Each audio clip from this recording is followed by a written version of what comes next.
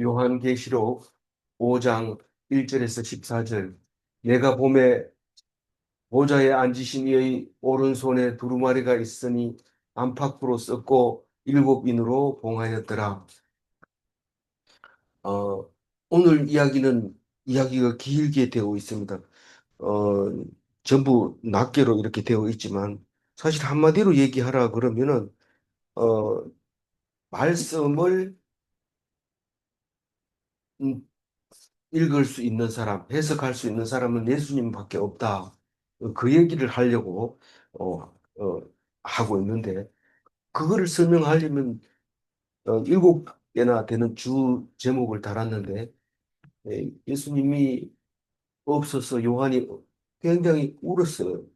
꿈속에서 우리가 엄마를 찾아서 울 때가 참 많이 있었는데 저는 결혼하고 나니까 엄마를 찾는 꿈은 안 꾸고 마누라 찾는 꿈을 꾸는데 쇼핑센터에 가도 계속 마누라 찾고 금방 찾아놨는데 안 보이면 전화하면 화장실 가 있고 뭐 이런 계속 그런 꿈을 꾸는데 이 요한이 예수님을 못 찾아서 울고 있는 그런 이야기를 합니다. 근데 보통 꿈은 그렇게 애타게 기다렸는데 언제 와 있는지 옆에 있는 겁니다. 보통 꿈은 그렇습니다. 근데 이 요한의 꿈은 장로가 대답을 합니다. 울지 마라. 이렇게 대답을 하는 게 5절에 나오고 6절에는 네가 그렇게 예수님을 찾아 애타게 기다리는 이유는 그 두루마리를 해석을 못하고 그게 무슨 뜻인지 모르고 사실 유대인들은 그 말씀 그래서 예수님 오시는 그 400년 동안은 침묵의 기간이라고 하지만 그 죽으라고 말씀을 읽었는데도 그게 해석이 안 되었던 거죠. 근데 예수님이 해석을 하는데 예수님이 안 보이니까 울었는데 예수님이 딱 보니까 두루마리를 취하는 거예요. 다시 말해서 해석을 하려고 하는 거죠. 그러니까 그 천국에 있는 많은 사람들이 예수님 앞에 예배 드리는 모습을 보여주고 있습니다. 그리고 예배만 드리는 게 아니라, 물론 그것도 예배의 일종이지만, 천사들이 찬양하는 이야기가 11절에 이야기하고 있고, 천사만 찬양하는 게 아니라 모든 피조물이 찬양하는 얘기가 13절에 나와 있고, 마지막으로 천국에서 그 찬양 소리를 듣고 화답하는 이야기가 마지막 14절에 나와 있습니다. 그러니까 우리는 천국을 바라봤는데 이 사도 요한처럼 천국을 볼 수 있으면 얼마나 좋겠습니다. 좋겠지만은 보통 누가 꿈 얘기하면 안 들어줍니다. 그 헛소리를 왜 꿈 얘기를 들어야 돼? 이렇지만 꿈 얘기를 진짜 꿈을 꿔서 꿈 얘기를 할 때도 있지만 내가 지금 생각해 보니까 그 꿈이 그런 꿈이었더라. 그러면서 얘기를 할 때가 있습니다. 언제 그럴까요? 심정은 있는데 물증이 없을 때 그 얘기합니다. 내가 어제 꿈을 꿨는데 막 당신이 이렇게 하더라. 이런 얘기를 꿈에서 한다. 근데 너무 리얼하게 얘기하니까 얼굴 색이 그냥 싹 바뀌어. 그래서 들킵니다. 잘못하니까. 근데 우리가 하나님의 말씀을 설명하려고 하는데 안 돼요. 그럼 꿈 얘기하면은 로마 사람들은 꿈 얘기하는 거를 그거를 간섭하겠어요. 내버 둬둡니다. 그런데 이거를 듣는 사람은 딱 보고 이거 나보고 얘기하는 거구나. 그리고 회개가 일어나는 겁니다. 우리는 직접적으로 얘기하는 이인칭 화법이 힘이 있고 능력이 있어 보이지만 어떤 때는 그게 그렇게 무기력하게 느껴질 때가 있어요. 아무리 얘기해도 콧방구도 안 낍니다. 그래요? 이러면서 씩 웃으면서 너 왜 그래? 이러면 그러게요. 이러니까 이게 무슨 말로 해가지고 일이 됩니까? 그러나 앉혀놓고 얘기합니다. 우리 집사람이 그러는데 이런 경우에는 이렇게 해야 된다 하더라. 그러면서 딱 얘기하면 얼굴색이 쫙 바뀝니다. 아니 이게 산신령인가 어떻게 이렇게 얘기하는 그 미국의 우리 뭐 이름을 지금 얘기할 수는 없지만 그 영화 같은 거 보면 수사하러 탁 갔다가 뭐 딱 감이 잡힌 게 있으면 딱 우리 집사람이 오늘 아침에 나오는데 이러면서 얘기 딱 하는데 정거를 딱 얼굴 표정을 딱 봅니다. 그렇게 얘기했을 때 반응을 딱 보면 이게 완전히 잡히는 거죠. 그렇게 오늘 이 사도 요한이 본 꿈이라는 말을 안 씁니다. 꿈이라는 말을 우리가 번역을 꿈이라고 해도 되지만 계시라고 하고 환상이라고 하고 묵시라고 이렇게 표현을 합니다. 왜 꿈이라는 말을 안 써요? 꿈이라는 것은 개 꿈도 있고 뭐 돼지 꿈도 있고 용 꿈도 있고 이렇게 꿈이 많기 때문에 자꾸 그런 생각을 하기 때문에 그렇게 번역을 하면 안 하는 거죠. 그, 오늘 얘기 들어가기 전에 어제 했는 얘기 한번 보고 들어갑니다. 어제는 이 일곱 교회에게 편지를 다 주고 나서 그다음에 뭔 얘기를 한가 이렇게 들어보니까 천국의 모습을 보여주면서 앞으로 이런 일이 있을 거다. 앞으로 이런 일이 있을 거다가 아니라 천국의 현재 그런 상황인데 너희들이 천국 가야 되는데 가면 이런 모습을 가지고 있다. 이제 그 얘기를 하고 있습니다. 근데 그 중에서 중심 말씀 잡은 게 주님은 만물을 지으셨고 계획하셨고 지으셨고 주의 뜻대로 지었습니다. 그러니까 모든 영광과 존귀와 권능을 하나님께 올려드립니다. 아니 뭐 우리 만들었으면 만들었는 거지 뭐 우리가 올려드릴 게 뭐 있느냐. 우리가 이렇게 못생기고 잘 돈도 없고 이렇게 한 걸 영광을 어떻게 돌려보냐. 나 돌려드릴 수 없다. 이렇게 말할 수도 있어요. 그러나 그 얘기가 아니고 네가 하고 있는 것을 잘하고 있는 것을 네가 했다고 생각하지 말아라 이 말입니다. 영광을 하나님께 안 돌리면 어떻게 된다고요? 바로 풍이 먹어 죽어요.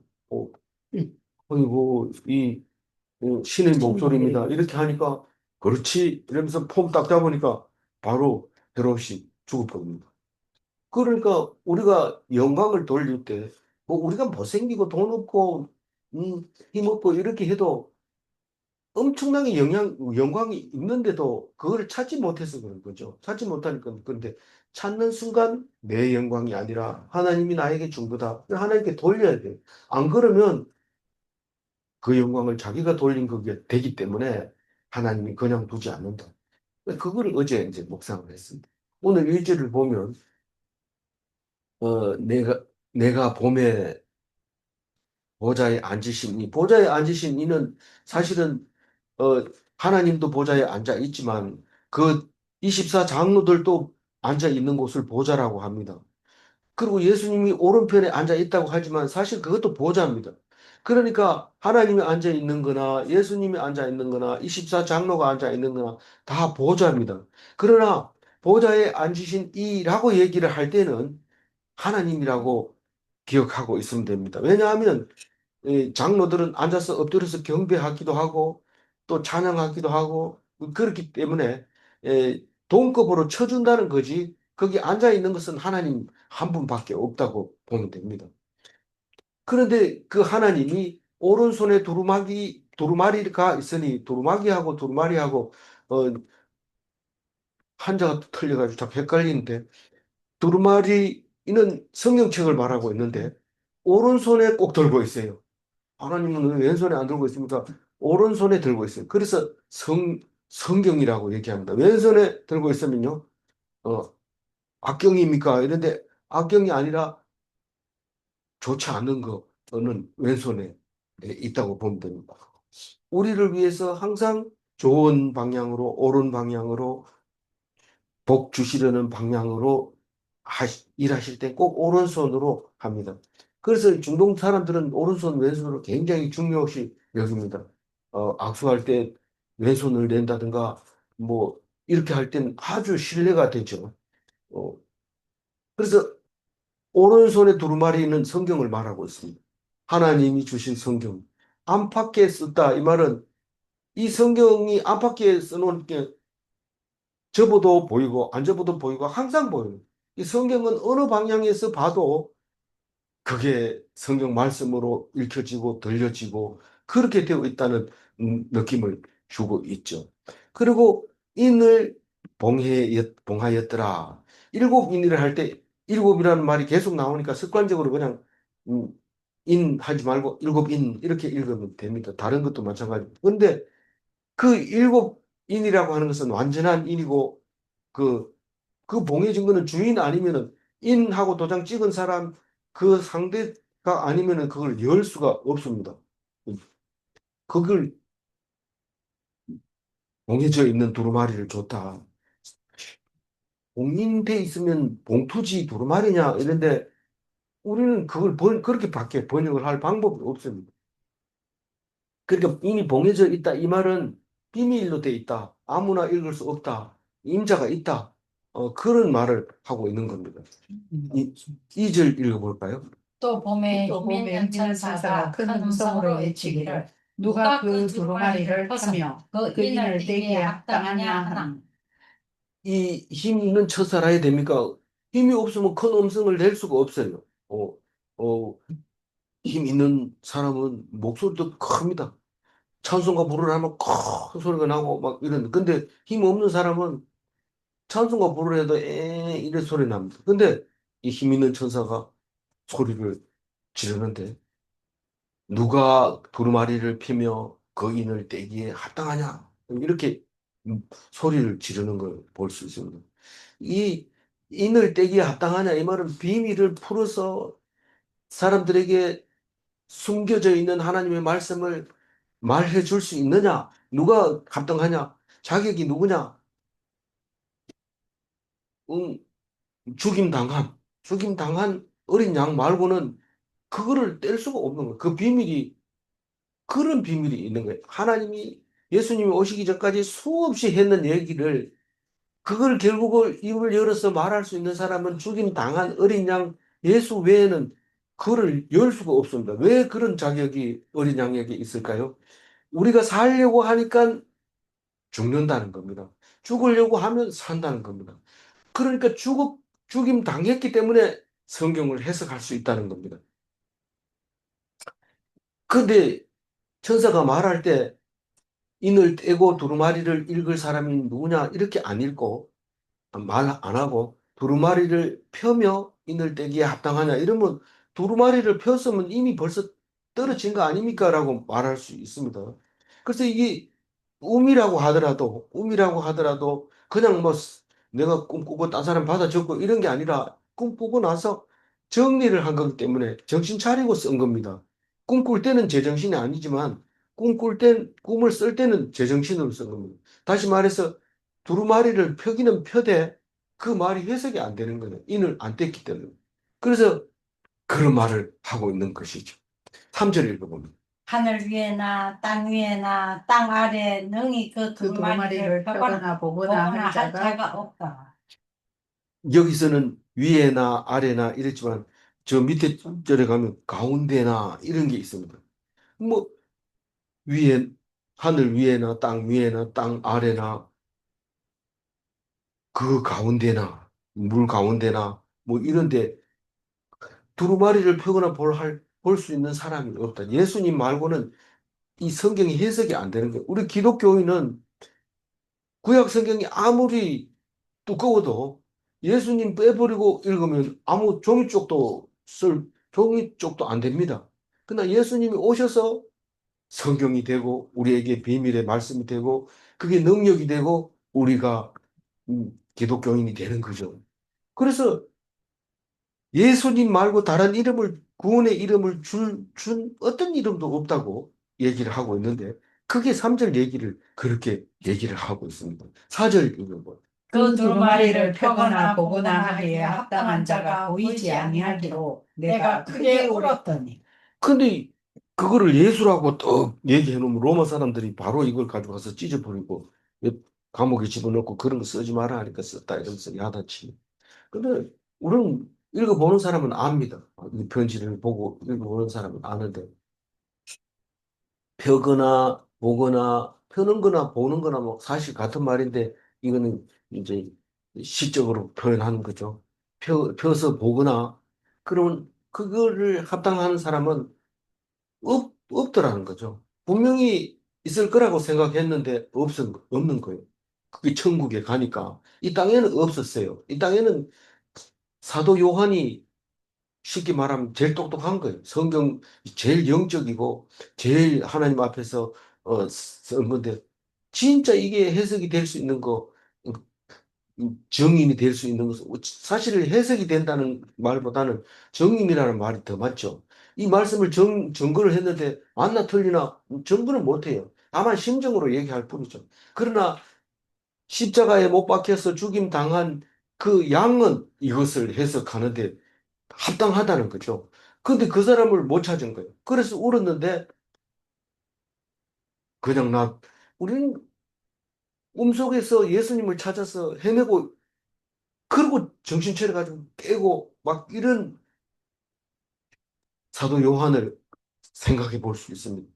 그렇게 헤매고 있을 때 보통은 속 어떻게 지나가는지 모르지만 딱 만나게 되는데 장로 한 사람이 나타납니다. 5절에 있는 거. 장로 중에 한 사람이 사람이 내게 내게 말하되 말하되 울지 울지 마라. 마라. 유대 지파의 사자 다윗의 뿌리가 이겼으니 그 두루마리와 그 일곱 인을 떼시리라 하더라. 제일 성경 해석하기 쉬운 게 5절입니다. 이건 뭐 해석할 필요도 없어요. 그냥 다 알아요. 누구든지. 이 장로 중 한 사람은 24장로 하얀 두루마기를 입고 있는 24장로 그 네 짐승과 그 장로 사이에 예수님이 앉아 계시는 그 장로가 한 사람이 누구를 찾아와서 사도 요한을 찾아와서 말합니다. 이 뭐 얘기할 필요 없어요. 예수님은 유다 지파 사람으로 왔고 다윗의 뿌리에서 왔고 모든 것을 다 이기고 모든 것 다 이겼는지 어떻게 알아요? 죽음을 이기면 다 이긴 거. 네. 세상 모든 걸 다 이긴 거. 그래서 죽음을 이겼고 그 두루마리 성경과 그 일곱을 떼시기에 떼시리라. 이 말은 성경을 해석해주고 설명해주고 이해해주고 사실 예수님이 안 와도 그 해석 성경은 그대로 있습니다. 안 와도 우리를 사랑하는 하나님의 뜻을 알 수 있습니다. 근데 예수님이 오셔서 그렇게 죽임 당한 뒤에라야 그게 증인이 되는 거예요. 증인. 그래서 그 증인을 됐다는 말은 일인을 뗄 자격이 주어졌다는 거죠. 그래서 장로가 그 얘기를 합니다. 6절 읽어볼까요?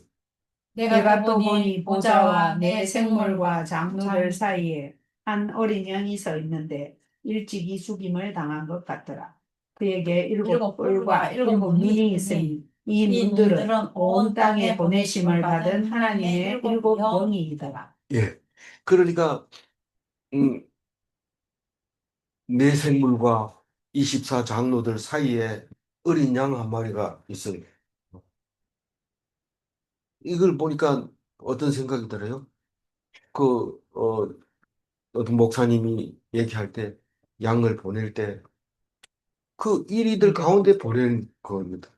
그러면 그 죽임당한 어린 양이 들어가면 그 잡아먹어야 되는데 안 잡아먹고 양처럼 이렇게 순해지는 걸 볼 수 있는데 그 늑대나 이런 거는 그냥 이를 드러내가지고 잡아먹어야 되는데 양처럼 순해져가지고 있었던 것을 예, 설교 중에 한 얘기를 들었는데 그런 모습입니다. 내생물은 기억합니까? 네. 첫 번째 사자, 사자, 두 번째 소, 세 번째 사람, 네 번째 독수리. 독수리. 이 전부 다 대단한 생물들인데 어, 그런 생물들이 천국에 있는데 예수님이 가운데 있고 24 장로가 있고 그 네 생물들이 하나님 보좌 앞에 있는 모습을 볼 수 있는데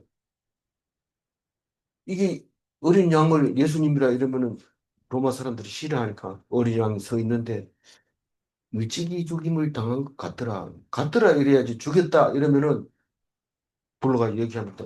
그 꿈 얘기인데요. 꿈 얘기라도 그러면 같더라 이렇게 써. 이게 죽였다 이렇게 단정 짓지 말고 알겠습니다. 이렇게 죽임을 당한 것 같더라고요. 얼마나 일찍 죽었어요? 33살에 죽었어요. 33살이 일찍 죽은 거면 저는 사실 그, 그 전에 예수 믿을 때 33살이면 다 커가지고 이제 더 이상 살 필요 없다고 생각하는 나이였어요. 사실은. 그랬는데 지금 일찍 죽임을 당한 것 같더라. 이런 거 보면서 70이 돼서 보니까 이게 말이 맞는 것 같아요. 33살에 너무 일찍 죽어. 어쨌거나 우리는 그렇게밖에 읽을 수 없어요. 다른 뜻이 있을 수도 있어요. 그에게 일곱 뿔이 있고 일곱 눈이 있으니 이 뿔이라고 하는 것은 권세를 말하는 거고 영광, 권위, 능력을 말하고 누가 그게 있다고요? 예수님이 그게 있다. 일곱 눈이 있다. 눈이 뭐예요? 이 통찰, 예? 통찰력. 예, 통찰력. 그러니까 모든 것을 다 알고 있는 거예요. 안 볼래야 안 볼 수 없어요. 우리는 눈이 두 개이기 때문에 뒤에는 안 보입니다. 그렇지만 얼마나 많이 있다고 그랬어요? 가득 있다고 그랬어요. 가득 눈이 있기 때문에 안 보이는 방향이 없습니다. 그래서 온 땅에 보내심을 받은 하나님의 일곱 영이라고 말합니다. 뭐가요? 눈이 영이라는 거예요. 그게 성령이라는 거예요. 악령이 아닙니다. 하나님이 봤으니까 이제 나 죽었다. 그게 아니에요. 하나님은 어떤 경우라도 잘못했는 걸 알기만 하면 죽었다. 하나님이 나를 봤으니 이제 죽었다. 이렇게 말하는 사람은 죄를 인정한 거예요, 안 한 거예요? 죄를 인정했기 때문에 죄를 인정하면 하나님이 살려줘요. 죽어버려요. 안 죽입니다. 하나님은. 그게 성부 하나님. 그렇기 때문에 성부라고 하지 죽이고 살리고 이러면 독재자라고 얘기를 하죠. 독재자 아닙니다. 예수. 하나님. 그래서 그 일곱 영, 성령, 악령이 아닌 그 하나님이 누구에게 있다고요? 예수님에게. 뭐도 있고, 뿔도 있고, 권세도 있고, 눈도 있고, 음, 그 일찍 죽었지만, 어린 양으로 죽었지만, 그렇지만 그걸 다 가지고 있는 거예요. 나이 오래 먹으면 백발이 면류관이라 해서 아무나 보고 반말씩씩 하고, 어른들한테 가가지고 뭐 공경을 못 하겠대요. 왜 그러냐, 하니까, 가면 막바로 반말한대요. 그래가지고 안 한대요. 봉사를 안 한대요. 그 어른들은 전부 자기 밑에 내 눈 아래 있기 때문에 처음 만나도 말 탁탁 놓습니다. 그러니까 싫어요. 근데 이 어린 양이 오히려 권세가 있고 영광이 있고 권위가 있고 능력이 있다는 것을 능력이 있는 것 같더라 이렇게 얘기를 했어. 누가요? 사도 요한이 어디에서 보고 꿈에서 뭘 보고 천국을 보고 얘기한 겁니다. 실제로 읽어보. 그 어린 양이 나와서 보좌에 앉으신 이의 오른손에서 두루마리를 취하십니다. 이 어린 양은 우리가 대표 명사는 유월절 어린 양이고 속죄 양이고 화목 제물이었던 거죠. 그 우리를 대신해서 죽을 그 어린 양이 보좌에 앉으신 이가 하나님이라고 했잖아요. 하나님의 오른손에서 두루마리를 취했다 이 말은 뭔 말입니까? 그걸 이제 받아서. 자기가 받아서 해석하고 가르쳐주고 그렇게 제일 중요한 건 해석이죠. 뭐 우리는 다른 얘기를 다 해도 소용없지만 해석할 수 있는 것은 자기가 죽임을 당했기 때문에 가능하다는 거죠. 그것을 이 성경은 예수님 겁니다. 예수님이고 예수님 것이고 예수님입니다. 8절 읽어보. 그 그 두루마리를 두루마리를 취하심에 취하심에 내 내 생물과 생물과 24 24 장로들이 장로들이 그 그 어린 어린 양 양 앞에 앞에 엎드려 엎드려 각각 각각 거문고와 거문고와 향이 향이 가득한 가득한 큰 대접을 대접을 가졌으니 가졌으니 이 향은 성도의 기도들이다. 이 사도 요한이 예수님이 두루마리를 하나님한테 딱 받는 걸 보면서 너무 기뻐했던 거예요. 그러니까 속에 어떤 마음이 들어요? 예수님을 찬양하고 싶고 예배드리고 싶은 생각이 꿀뚝같이 들었는데 우리는 생각하면 어떻게 돼요? 꿈에 보여줍니다. 생각하면 그 사람 만나고 싶다 이러면 꿈에 나타납니다. 근데 싸움박질하고 잠에 잠들잖아요. 그러면 그 나타나가지고 막 괴롭힙니다. 그러니까 자기 전에 화해를 하라는 게 그겁니다. 네 꿈속에서 지옥 생활을 할래? 좋은 꿈을 꿀래? 좋은 꿈 꿀래? 그럼 화해하고 안 그러면 그 꿈. 이 사도 요한이 눈물을 흘리고 예수님 어디 계십니까? 이랬을 때 울지 마라. 여기 있다. 딱 보니까 오른손에서 두루마리를 취하시는 거예요. 하나님의 오른손에서 취한. 너무 좋아서 하나님께 영광 돌리고 싶은데 내가 드리는 게 아니라 누가 드리고 있어요? 24장로들과 내 생물들이 기도. 어린 양 앞에서 엎드린 것, 경배 드리는 것, 제사 드리는 것, 추앙하는 것. 그러니까 그 모든 종교들이 이 우상 앞에 절하는 것처럼 어린 양 앞에서 절하는 거. 모양이 똑같아요. 그런데 뭐 맛있는 거, 비싼 거, 재물 이런 거 드리는 게 아니라 소리로 드리고 향으로 드리고 그런 소리는 금은구 소리가 아니라 이 찬양이죠, 찬양. 그다음에 향이 가득한 금대접을 가졌다 이 말은 하나님께 드리려고 가지고 있는 거지. 뒤에 감추고 어린 양 앞에 엎드리지는 않습니다. 그래서 노래 부르고 향을 드리고 이런데 향은 성도의 기도 드리라라고 얘기를 분명히 얘기합니다. 꿈에는 향 그릇을 가지고 있는 것처럼 보였지만 아, 저게 기도였구나. 하나님이 향기로운 냄새를 맡는 것은 성도들의 기도구나. 기도를 가만히 들어보니까 무슨 기도를 해요? 내가 억울합니다. 난 힘듭니다. 난 정말 하나님 앞에 죄를 지었습니다. 그렇게 하는 그게 하나님이 그걸 좋아해요. 아주 좋아해요. 그래서 향기로운 냄새를.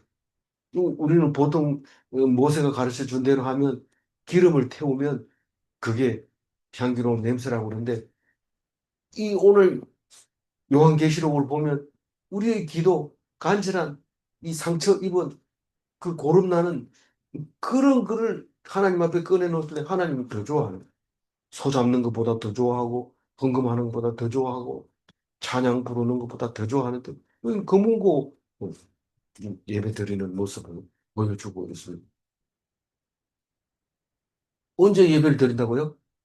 예수님이 말씀을 딱 취하는 순간 사람들이 그 앞에 엎드려서 예배를 드립니다. 9절 그들이 새 노래를 불러 이르되 두루마리를 두루마리를 가지시고 가지시고 그 그 인봉을 인봉을 떼기에 떼기에 합당하시로다. 합당하시로다. 일찍이 죽임을 당하사 각 족속과 방언과 백성과 나라 가운데서 사람들을 피로 사서 하나님께 드리시고.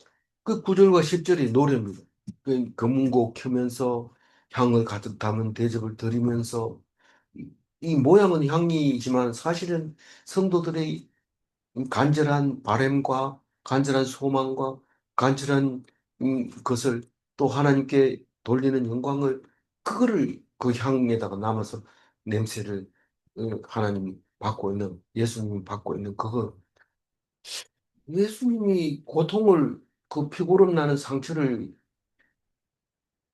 음, 좋아하는 거라고 어떻게 말할 수 있어요? 만약에 그거 안 좋아한다면 십자가에서 못 박혀 죽지를 않습니다. 그게 가장 좋은 거라고 우리에게 가르쳐 주면서 그렇게 했기 때문에 그게 향기 나는 거지. 남을 불림하고, 남을 욕하고, 남을 미워하고, 저주하고, 이러면 향기롭지 않는 거죠. 향기롭지 않는. 그게 기도가 아닙니다. 근데 그 음, 기도와 금은고 소리와 노래 소리가 있는데 그 노래 이름을 제목을 새 노래라고 누가 지었냐 하면 사도 요한이 천국을 가서 보고 그 사람들 부르는 노래는 우리가 부르는 노래하고 다르더라. 그러면서 새 노래를 불러서 그 노래를 하는데 제일 먼저 두루마리를 가지시고 인봉 떼시기를 합당하시도다. 그거가 제일 첫 절에 나오더라. 우리 메시아 하면은 주임 당하신 이렇게 시작을 하지만 이 사도 요한의 새 노래는 두루마리를 가지시고 인봉을 떼기에 합당하다 하는 소리가 제일 먼저 나온 겁니다. 근데 이, 어, 사실은 일찍 죽임을 당한 이유가 뭡니까? 사람을 사서 하나님께 드리려고 일찍 죽임을 당한 겁니다. 사람을 사서 하나님께 드리려고. 사람을 사는데 그때 뭔 돈을 주고 샀냐? 돈으로 안 사고 피로 사는 거예요. 그때는 현물을 줘야 되는데 그 현물이 애쓰는 노력도 돈의 가치를 하지만 죽는 것도 비싼 돈과 역할을 한 거죠. 그래서 사람들을 살아요. 사람을 낚는 어부가 되리니 이렇게 했을 때 사람을 낚아가지고 하나님께 드린다. 그 우리말로 번역을 해도 그렇게 어울리는 말이에요. 사실 굉장히 어떤 목사님은 번역이 잘못됐다. 사람 산다 이러면은 어, 사는 게 아니고 내가 그 사람의 종이 된다는 뜻이다. 이렇게 번역을 해야 되지. 그거는 잘못됐다 이랬는데 다른 번역이 없어요. 그게 그대로 번역을 했는데 우리가 그 목사님처럼 그렇게 이해를 하면 돼요. 잘못 해석한 게 아니고 그 말 자체를 이해를 하면 돼요.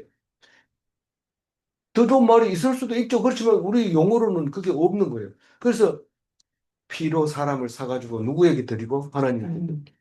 야, 역시 하나님은 사람을 좋아하는구나. 인신제사 맞네. 이런데 인신제사가 아니고 절대로 죽이지 않고 그 예수님만 우리를 위해서 그렇게 하셨다는 겁니다. 음, 어떤 사람을 샀다는 거 얘기를 하고 있어요. 어떤 족속, 어떤 방언, 어떤 백성, 어떤 나라, 그 가운데 있는 모든 사람들을 다 피 한 번으로 단번에 다 산 거예요. 우리가 중국 사람이 한국에 와가지고 명품 집에 들어가면 그 사람들은 규모가 우리하고 다릅니다. 그 들어가면서 이 진열대 여기서부터 여기까지 전부 싸주세요. 이렇게 하는 거예요. 그럼 다른 사람은 하나도 못 삽니다. 그렇게 사는데 그보다 더 센 게 예수님입니다. 모든 족속, 모든 방언, 모든 백성, 모든 나라, 그 가운데 있는 모든 사람들을 한꺼번에 피 한 방, 피 얼마나 흘렸는지 모르지만 피 그 피로, 보혈의 피로 몽땅 사가지고 하나님께 드린 겁니다. 족속이 뭘까요? 어떤 지파, 어떤 족속 이렇게 할 때 지파에 관계없다.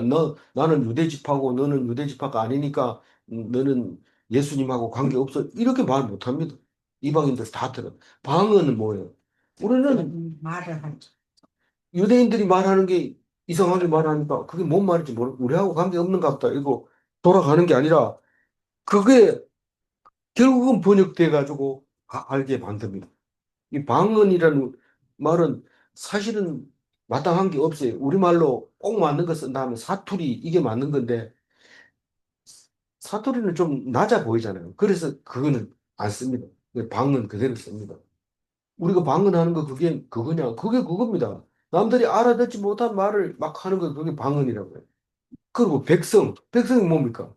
국민을 말하고 있는데 주권이 있고 땅이 있고 왕이 있을 때 그때 그거를 나라라고 하는데 그런 사람들이라도 왕이 있고 나라가 있고 우리하고 상대 안 하는 사람이라도 그 사람은 예수님의 피로 딱 사게 되면 하나님께 드릴 수 있는 그게 경계선이 있을 수 없는 그 말을 하고 있는 거죠. 놀라운 말씀이 요한계시록에 있다는 사실을 알고 읽는다면 참 은혜가 될 겁니다. 요한계시록은 겁먹고 재미없고 뭐 이렇게 생각하니까 꿈 얘기고 이러니까 그렇지. 진짜로 제대로 들으면 놀랄 일이죠. 10절 읽어보면. 그들로 우리 하나님 앞에서 나라와 제사장들을 삼으셨으니 그들이 땅에서 왕 노릇하리라 하더라.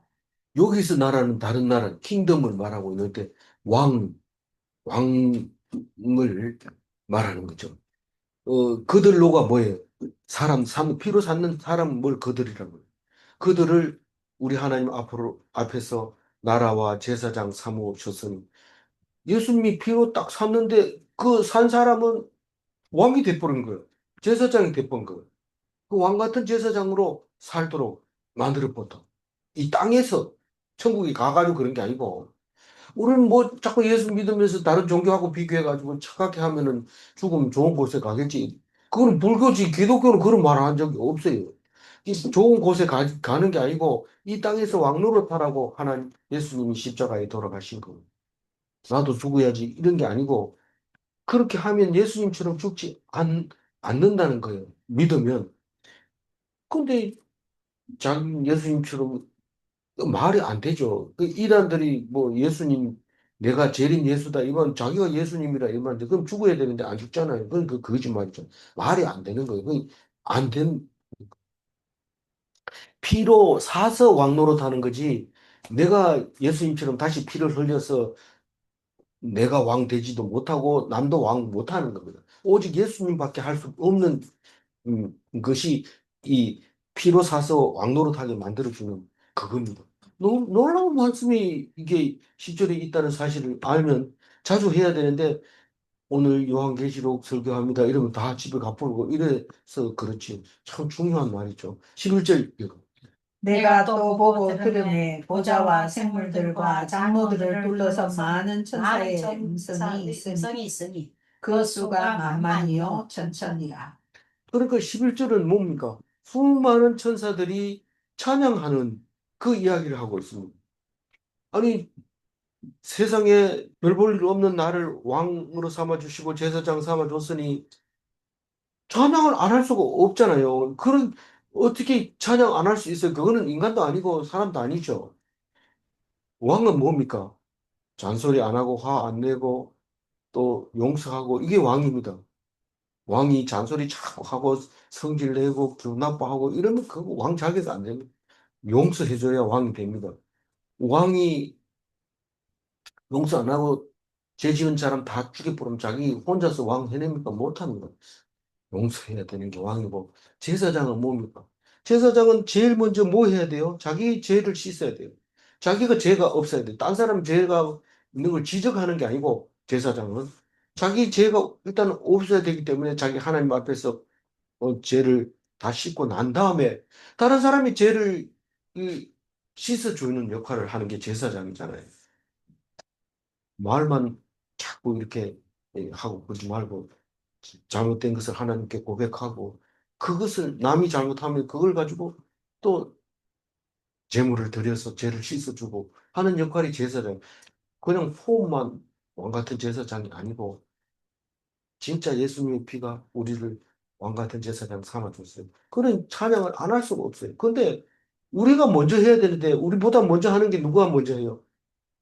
우리보다 먼저 찬양하는 게 누가 찬양을 해요? 천사가 찬양을 한단 말이에요. 천사가.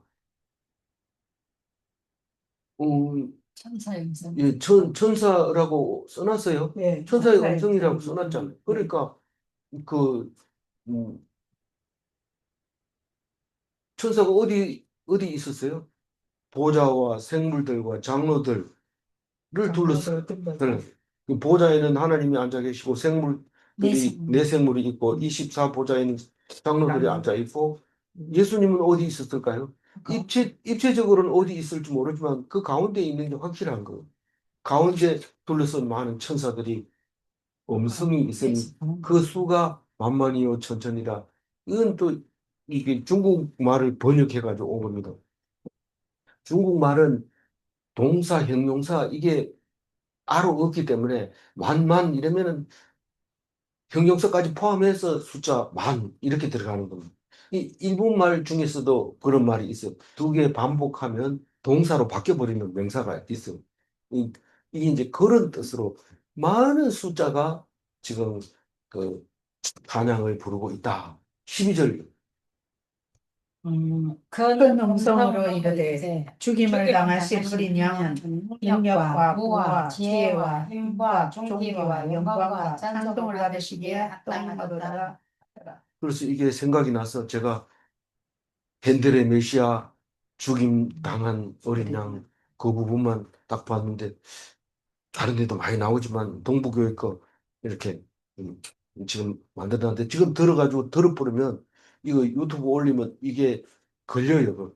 막 이제 다른 데 올려놓은 유튜브의 소리를 들으면 딱 걸려가지고 경고가 들어가. 그래서 이게 지금은 못 듣고 끝나면 한번 들어보도록 하겠습니다. 원래 했는 거 한 4분 정도 걸리는데 음, 그 지혜와 능력 이렇게 할 때 얼마나 깜짝 놀랐는데 예, 원래는 좀 약한 것 같아요. 그런데 하여튼 들어보도록 하겠습니다.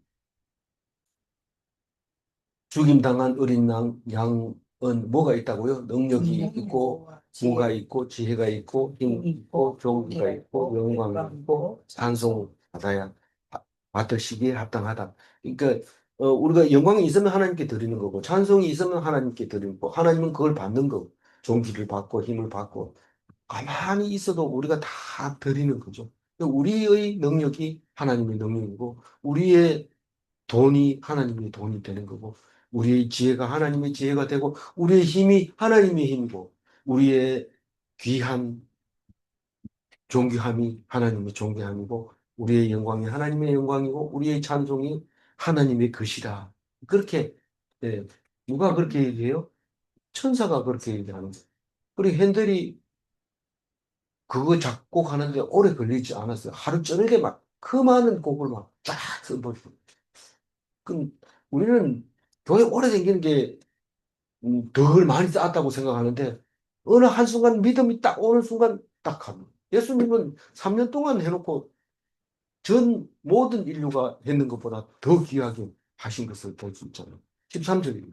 내가 또 들으니 하늘 위에와 땅 위에와 땅 아래와 바다 위에와 또 그 가운데 모든 피조물이 이르되 보좌에 앉으신 이와 어린 양에게 찬송과 존귀와 영광과 권성을 세세토록 돌릴지어다 하니.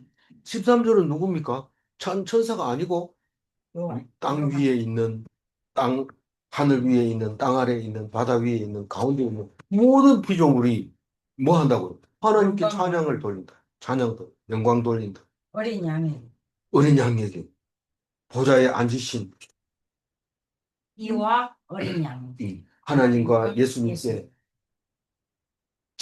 찬송과 존귀와 영광과 권능 그렇게 돌린다. 14절 내 생물이 이르되 아멘 하고 장로들어 엎드려 경배하더라. 하늘에 계시는 내 생물 계시는 아니고 하늘에 있는 내 생물 그리고 24장로 그 분들이 화답을 하는 거죠. 어, 피조물이 찬양하고 천사가 찬양하니까 아멘 그리고 그 앞에서 엎드려서 절하고 그런데 우리는 모습이 꼭 종교 같네. 예수 믿는 게 종교라고요. 종교인데 그 모든 종교보다 뛰어난 종교라고 하는 거예요. 그래서 엎드려 절하는 게 크게 잘못된 것 같지만 사실 다 모습은 같은 거예요. 부복하고 하나님 앞에서 음, 영광을 돌리는. 내가 폼 잡는 것보다가 엎드려서 절하는 게 훨씬 행복합니다. 왜냐하면 지켜주니까. 그런데 내가 폼 잡고 앉아 있으면 불안합니다. 누군가가 나를 끌어내릴 것 같은 불안이 있습니다. 그래서 아멘과 경배가 항상 있는 그리스도인이 되시기 바랍니다. 아멘. 12절 하이라이트만 한번 읽어볼게요. 죽임을 죽임을 당하시는 양은 능력과 부와 지혜와 힘과 존귀와 영광과 찬송을 받으시기에 합당하도다. 죽임을 당해야 흰옷을 입습니다. 누가 흰옷 입었어요? 장로들이 이 흰옷을 입었습니다. 24장로들이 자리 다 차지했으니까 우리는 가봐야 그 자리 없습니까? 그렇지 않습니다. 그 자리는 그렇지 않습니다. 음, 순교하면 그렇게 자리를 차지한다 하는 겁니다. 숫자는 그냥 숫자일 뿐입니다. 숫자. 사탄을 멸절하면 이긴 자입니까? 사탄을 다 이기면 그게 이긴다. 이긴 자는 일곱 교회에게 너희들이 이긴 자는 이긴 자는 이긴 자는 하는데 그 이기는 게 별거 아니? 음, 음료를 용서해 주면 안 되고 순교를 당할 때 겁먹지 말고 이런 그런 거를 다 이제 이긴 자라고 일곱 교회에 보내주면서 얘기했는데 또 묵상할 기회가 있으면 표를 만들어서 자세하게 우리가 비교해 가면서 하면 더 은혜가 안 되겠나 그런 생각도 듭니다만 우리는 충분히 잘 묵상하고 있었던 것 같아요. 질문합니다. 예수님은 죽임을 당함으로 원수를 이긴 것인가? 두 번째 질문, 마지막 원수는 사망인가? 기도하겠습니다. 하나님, 사도 요한이 감옥에 갇혀서 아무 할 일도 없을 때 엄청 큰 일을 하셨는데 그 일이 꿈을 꾸는 것이었고 그것을 생각나게 해서 기록한 것이었는데 우리가 할 일이 없다고 하나님 앞에 원망하지 말게 하시고 우리가 갇혀 있다고 답답해하지 말고 말씀 붙잡고 사도 요한처럼 하나님 나라를 바라볼 수 있게 도와주시옵소서. 남들의 꿈을 무시하지 말게 하시고 귀 기울여 들어서 내 속에 있는 것을 찾아내게 하시고 드러내게 하여 주옵소서. 예수님이 두루마리를 취하셨사오니 우리들은 그 예수님의 십자가 그 완성, 율법 완성을 날마다 묵상하며 하나님께 영광 돌리게 하여 주옵소서. 오늘 또 온전히 주님께 의탁하옵고 감사하며 우리 주 예수 그리스도 이름으로 기도 올리옵나이다. 아멘.